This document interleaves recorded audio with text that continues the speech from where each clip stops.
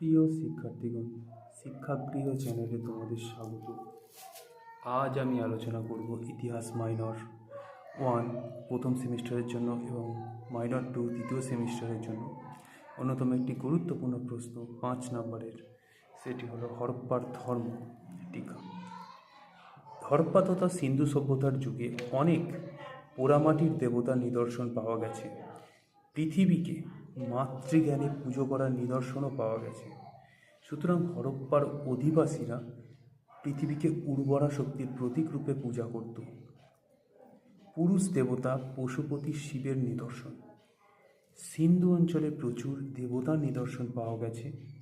একটি শিলমোহরে দেখা যায় 3টি মুখ দীর্ঘ শিরভূষণে সজ্জিত ঊর্ধ্বলিঙ্গ, উচ্চাসনে অধিষ্ঠিত যোগারূপ এবং পশুর দ্বারা বেষ্টিত পুরুষের মূর্তি। হিন্দু দেবতা শিবের সঙ্গে এই দেবতার মিল দেখা যায়।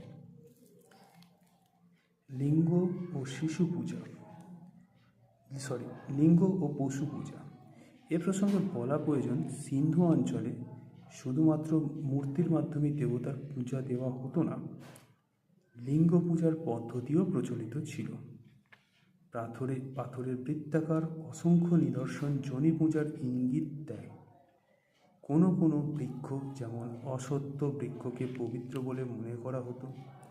পশু পূজাও তখন তাদের মধ্যে প্রচলিত ছিল। সাংস্কৃতিক যোগাযোগ।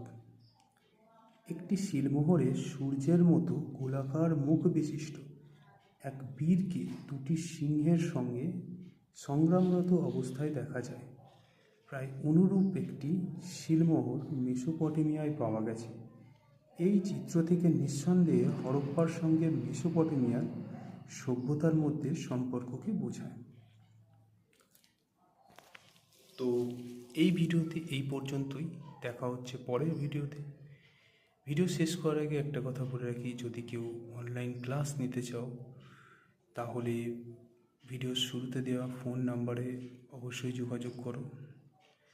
তো দেখা হচ্ছে পরের ভিডিওতে। ধন্যবাদ।